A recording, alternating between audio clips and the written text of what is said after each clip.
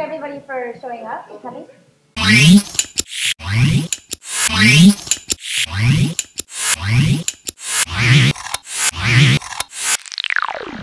Well, thank you to everybody who came and joined us this evening. I'm Tina Hui with Follow the Coin, and I'm just going to let these two fine gentlemen introduce themselves since there's quite a lot to say about both of them.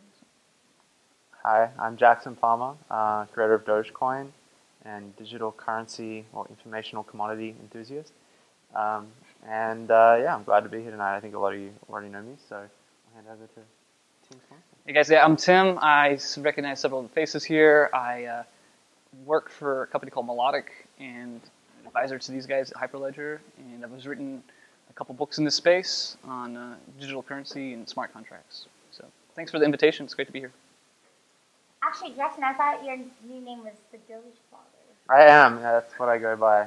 Yeah. When I'm out being a vigilante, saving people in the streets, the Doge Father comes to the rescue. Do you have like a car and like a sign in the area? Yeah. It's just the Doge It's just face. invisible. Only the Doge could see it. Well, before we begin, I think this is interesting to give some insight into where your stances are on Bitcoin, pro or against, bearish or bull. So yeah, that swings every day. I change my opinion because there's a lot of cool stuff in digital currency, but then there's also a lot of like shady stuff and scams which kind of seem to plague the media every day about Bitcoin. So I'm obviously a fan of Bitcoin. Otherwise, I wouldn't have created Dogecoin in the first place because I really think the technology at its core is innovative. The blockchain technology is great. It solved a problem, able to do trustless transactions and build a peer-to-peer currency at scale. So I think it's pretty amazing. That being said, I think my kind of take on it is that it's a V1, and that it's just kind of the first iteration of things to come. And I think we're already starting to see corporations and other open source projects build around it. Around the idea that people do want to have a digital alternative to fiat cash. So yeah, I think digital currency is the future. I like to think of not just Bitcoin being the one and only. Ditto. No, Easy. So yeah, when I first got involved with Bitcoin a few years ago, I was really excited. I did some mining, I built some machines in China, and slowly but surely I've kind of become more of a skeptic. I guess that's what kind of people know me for. I wouldn't say I'm anti-Bitcoin. I think there is a lot of Kool-Aid that is just continued to be circulated. I think Jonestown would be very jealous of the Kool-Aid in this space. And right now, like, I guess the phrase I was talking to Jackson earlier was, you know how people are saying be your own bank? Well, in some ways it's kind of, I'm not saying you can't be your own bank, but what happens in reality is it's like be your own textile factory or be your own data center. For whatever reason, that just doesn't work out in reality. And I'm not saying it can't work out in this space, but it looks like people prefer to be nannied and prefer to have customer assurance. And I probably just lost a few friends and followers, but that's kind of how I look at it right now. It's become Bino, Bitcoin in name only, and I have a whole talk on that otherwise. What about the technology, though?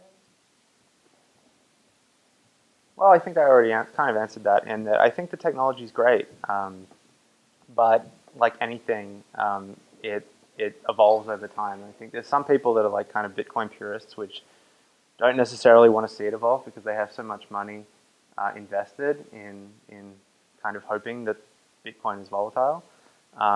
So they don't want to pull it out and go to a fairer, more efficient protocol. But I think there's all sorts of things, like the Hyperledger guys are here right now, and they're doing some really cool stuff that doesn't require proof of work, which is a very wasteful thing, which I'm sure we'll probably talk about more. But yeah, I think there's all sorts of possibilities, and every day there's like a new startup in the space. Yeah, I'd have to agree for the most part. I think for listeners, for use cases that I think are interesting with the actual technology are pretty mundane. Stuff that, like I was talking to, there was a guy from Eddie from Bloomberg. There's this thing called Consolidated Audit Trail. Back 2 years ago, the SEC put together something called Rule 613, and the idea is to get all these institutions together in the financial industry to actually track every single transaction And that seems like a mundane, unsexy thing, but at the same time, that's something kind of what a blockchain maybe be able to do in some capacity. Because you have people who don't necessarily trust each other, you have a lot of them. Maybe you don't need Bitcoin's blockchain. Maybe you could use some kind of other ledger, proof of stake-based ledger. But anyways, the idea is I do think the technology has some interesting potential, but probably not for a lot of the things that are being funded. Yeah. Speaking of things being funded, we all know Coinbase just adopted tipping, and I don't know, it's interesting to have a discussion about Doge to bot, change to Coinbase.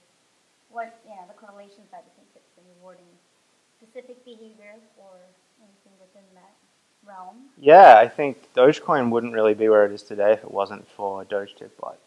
Doge Tipbot, like for people that don't know, came on the scene probably a couple weeks after Dogecoin was created, and what it really facilitated was simple tipping on Reddit between users.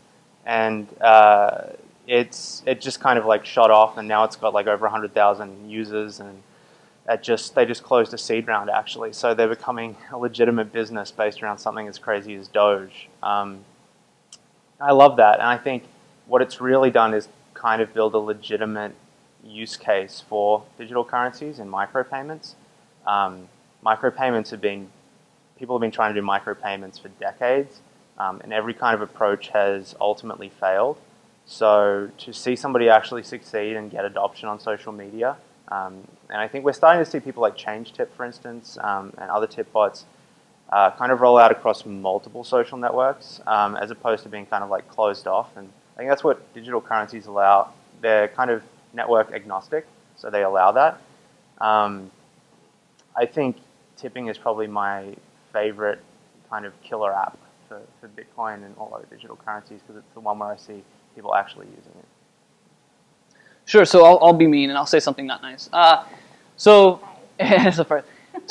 Tipping is a neat idea, but in practice what really ends up happening a lot, and we see this on Reddit and like LTBcoin and stuff like that, is it incentivizes begging. So we end up having this like magnet to rewarding behavior that you really don't want to have. Obviously there are people who do take tipping seriously and put together some good comments and stuff like that, but for example, with LTBcoin, if you guys aren't familiar with, Adam Levine had this really cool idea. Hey, how about we reward people who make comments? That sounds great. Hey, you're part of this, part of the message. You're part of the community. What ended up happening is it just attracted this tons of bots, basically, just people just spamming it. And we see that with Reddit too, with the different tippers. Some guy the other day, 2 or 3 days ago, said, "Hey, I literally made sock puppets to collect as many tips as I could." He collected like 50,000 Satoshi worth, which is not a whole lot, but that's a lot to spend time just spamming around to try and get.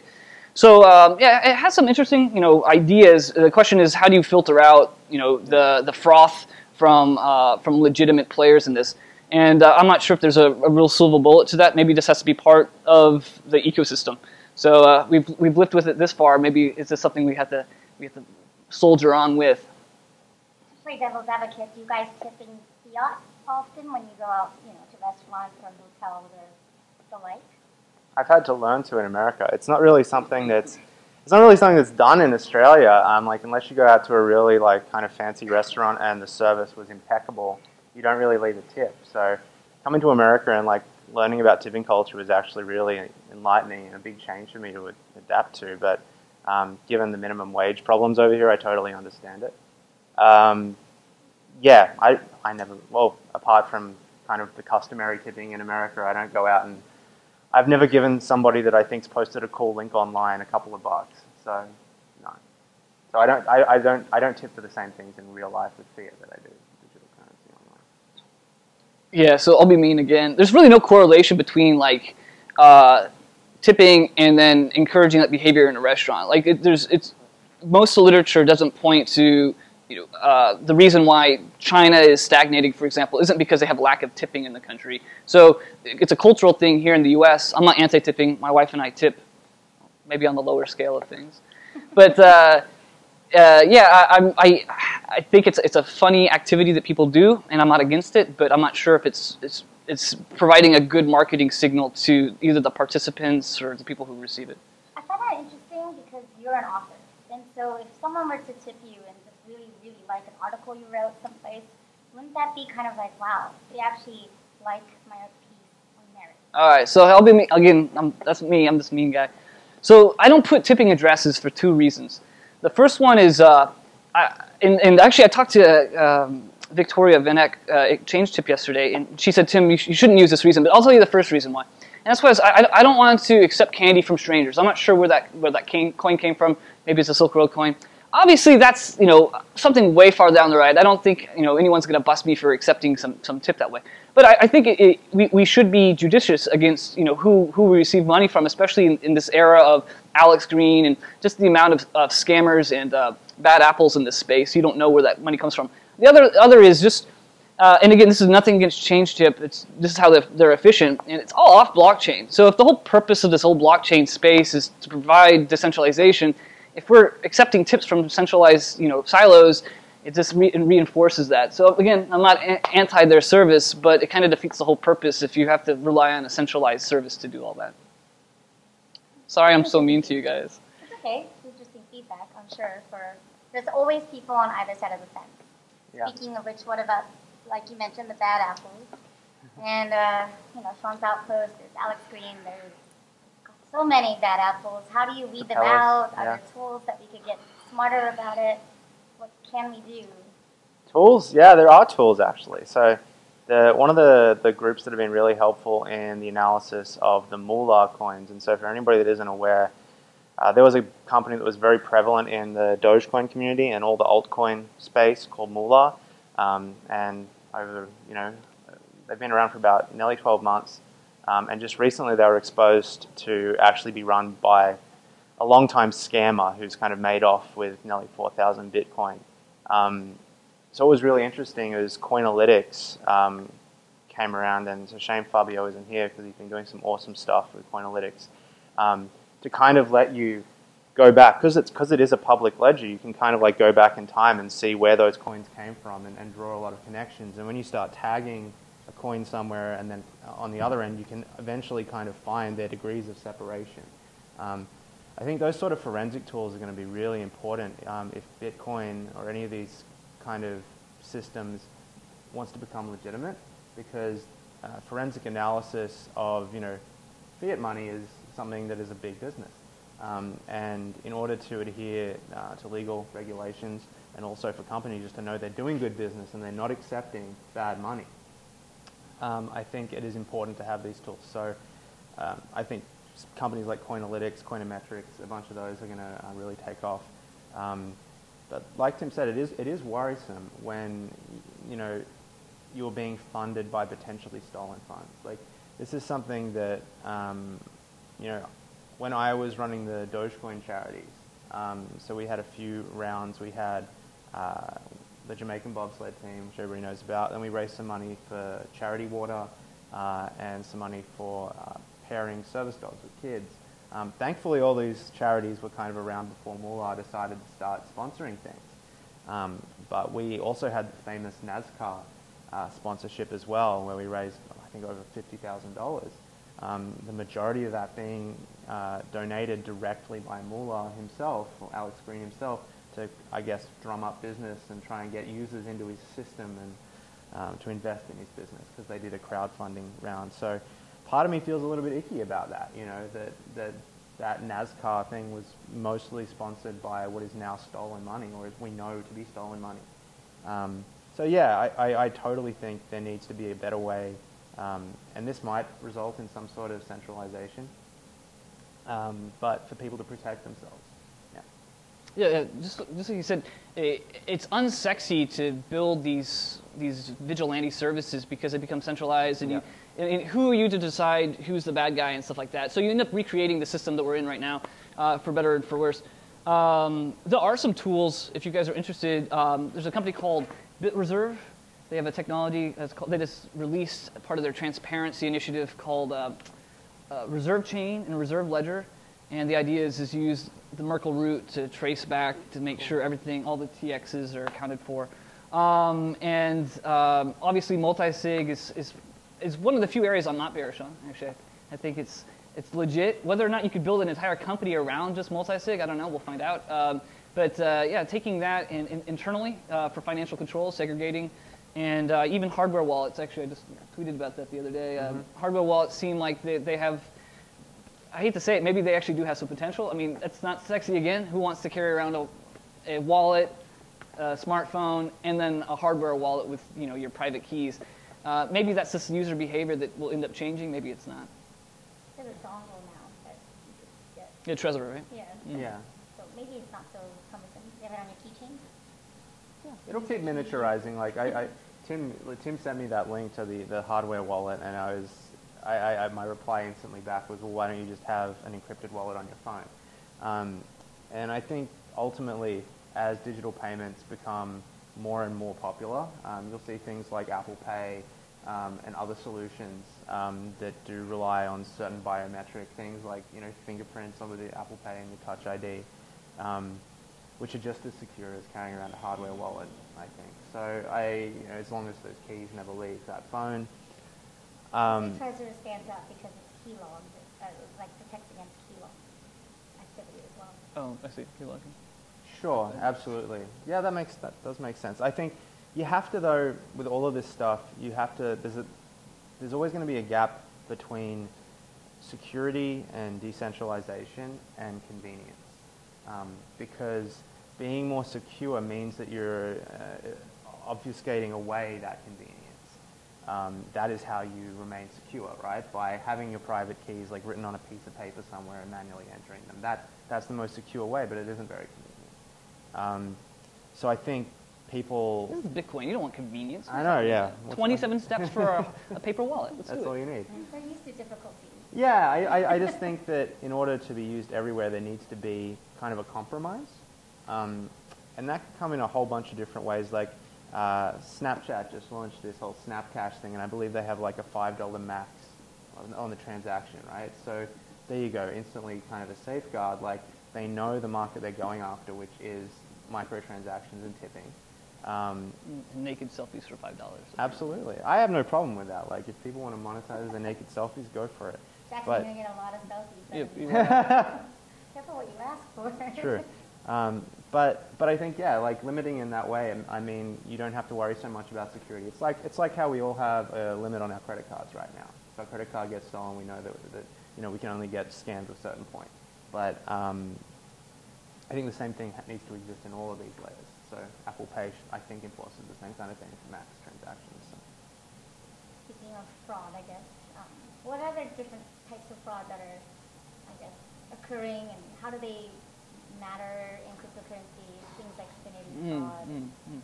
Yeah, so there's this thing called affinity fraud, and just like the name affinity, like when you were in school, you had affiliations. It's kind of the same idea, and it happens a lot in Bitcoin because there's so many self-identified libertarians essentially. So if you pretend to be a libertarian, you can get a lot of. No offense to anybody. Yeah, no offense to anyone here who's a libertarian. Jeez, that's gone. I'm about to lose some more friends here. So yeah, they're identifiable targets. It happens in religions. It happens in just about any affinity essentially, and it's not something that can be stopped immediately. There's going to be bad actors that know they could take advantage of this, and you just have to be judicious. Again, I'm not sure if there is a way you could build a startup, fund it somehow, and then go after these guys. Like it becomes this public goods issue. And again, I'm not saying that the only solution is a government, but it seems like there's a perverse incentive to not get rid of these actors, because what happens is especially with thefts and scams, is these people need to launder the money and move their money, exit somehow, and to do so, they end up having to use, like creates demand for these other services. So in a way, there's a perverse incentive not to get rid of these actors because it creates more demand for the underlying currency. Again, I'm not saying that's going to stay the way it is. I'm sure I'm going to get a lot of emails saying, no, Tim, you're wrong.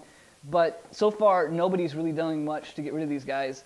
And maybe there's a reason why. And maybe it's because everybody's so sort of benefiting from this underlying demand. Yeah, I have to agree. I think a lot of people, it sounds weird, but some people probably don't want to get rid of all the bad actors because the volatility does help them in profiting. And the same goes for a lot of the pump and dump coins that are out there. Another type of interesting kind of, I wouldn't call it fraud, but just kind of like negligence I see happen all the time is in the Bitcoin space. And I think with a lot of the FinCEN stuff and BitLicense, people are going to have to get smarter in this space, which is good. because there's a lot of people that are like first-time business owners, right? That are coming out, they've hacked together some code in the basement, and they're like, awesome, I can now run a financial business. No. There's a reason we have banks and security experts that do this. You have to get compliant. Exactly. There's a reason compliance does exist. It's not just because the government likes to control everything you do. And it's You're wearing a wire. You work for the government. I know. So yeah, but I see a lot of negligence. And so you mentioned Sean's outpost, and that's something that there's no like evidence that he actually committed fraud or scammed anybody. But in his case, you know, he was driving around a vehicle, a company vehicle that wasn't insured under. It was insured under his own name and not the company, which was kind of bordering on insurance fraud because he found it cheaper. And then there's just bad accounting practices in that case. So there's no actual public accounting records of any of the money that went in and then the money that came out in the form of the meals for the homeless, right? And so a lot of people are willing to just be like, oh, well, that's cool. He's feeding the homeless, right? Like, you know, who cares? As long as you hate homeless people, don't you? Yeah, as long as the homeless are getting fed, like, every day, and there's pictures of it on the internet, and we feel good about it, then, you know, let's give this guy, you know, a hall pass, and he doesn't have to have, you know, adhere to best accounting practices. He doesn't have to release any of this. But that's the kind of thing that grows over time where, you know, it's all well and good until you realize that he's actually skimmed 50 Bitcoin off the top of it or something like that. And so I think just better business practices all around need to be adhered to. So that's not fraud as much as it is just negligence.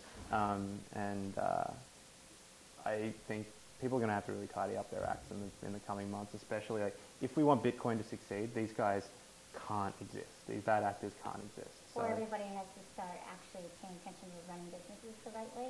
True, yeah. You know, the flip side of that is that, you know, if the main, like, if the killer application for Bitcoin is to sell and trade in illegal items, then as soon as these bad actors are gone, right, as soon as the criminals are gone, so is the use for the currency. So it's kind of a catch-22.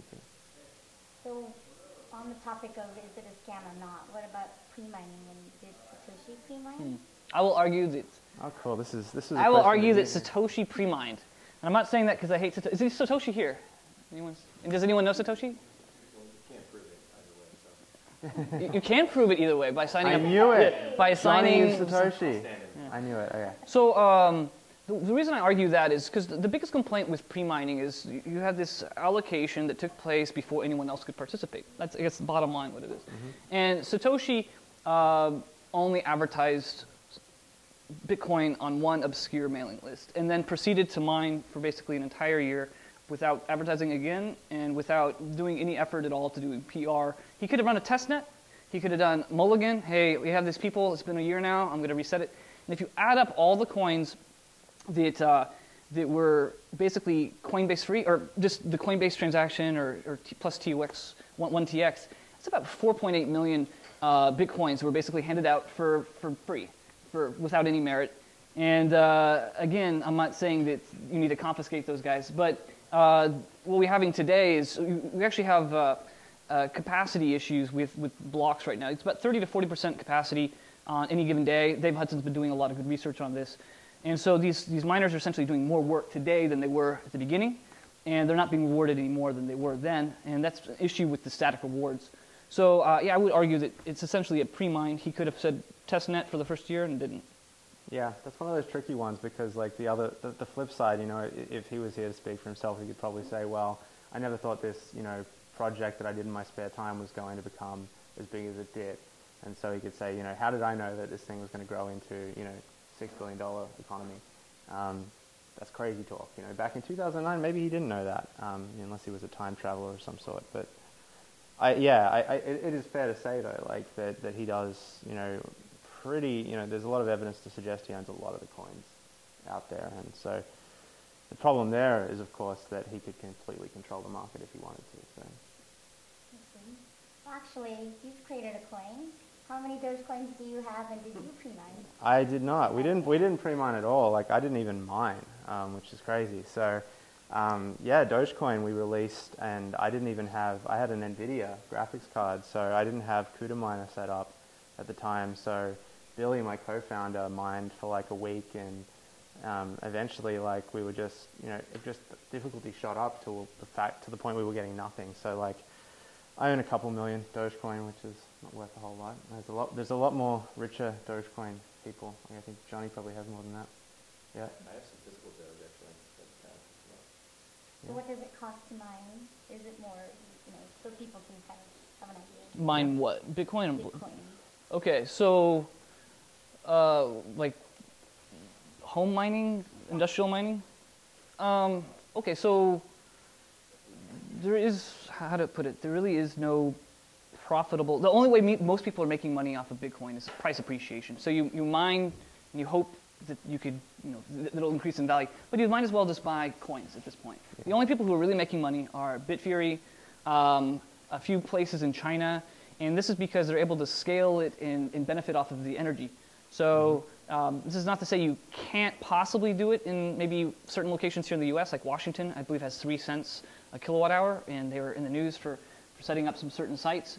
But in general, in this day and era with ASICs, it's very difficult to actually have any margin. Like the argument is ceteris paribus, it should take 1 Bitcoin to actually make 1 Bitcoin, just because of the way the difficulty is auto-adjusted every 2 weeks. So on the margins, really there is no profit except for maybe a few different entities that could scale, like Bitfury. Yeah, the home miners just are out of the game pretty much at this point, which kind of brings up the question about the centralization of mining, which is a problem because, as Tim was mentioning, like, the way to mine is to have a whole bunch of money to set up these very, complex mining rigs or farms, essentially, and then to do it in a country or a state where they have very cheap electricity. That's how you can succeed as a miner. Home miners can get on some smaller coins that are coming out, but we're at a point where I think a lot of altcoins are being used purely for scamming purposes, pumping and dumping. With that in mind, when you've got a majority group maybe owning a huge portion of Bitcoin, what do you guys see as potential problems? Why is that a problem? Is it not a problem?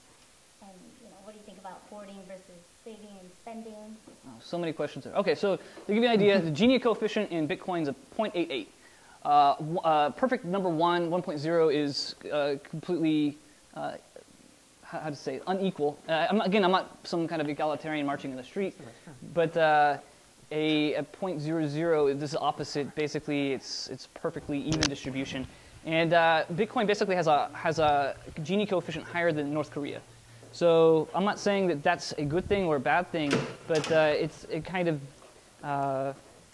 disincentivizes some people to join because they think that they can no longer participate in the get-rich-quick. That's the whole asymptote itself was just kind of one get-rich-quick idea. And again, I'm not saying that it was a scam. I'm not saying that at all. So as far as the hoarding versus saving, so people get this often confused. The protocol itself doesn't have any mechanism at all to actually save. It's simply a lockbox. So it's essentially a digital mattress. And there's nothing wrong with that if you just want to hold on to it, but there's no mechanism to actually take that money within the protocol and lend it out. And we're seeing we could build out a lending platform through like BTC Jam and stuff like that. So as a result, you have this, if you actually look at liquidity on any given month, you have about 10% of all mined tokens ever are actually liquid. You have about 90% tokens that haven't moved for over a month, and about 50% that haven't moved in more than 6 months. And this is because there's nothing built into the protocol to actually put these into active either lending purposes or any of these other financial instruments. So that creates kind of a stagnant economy. Is that necessary? Isn't necessary in your opinion?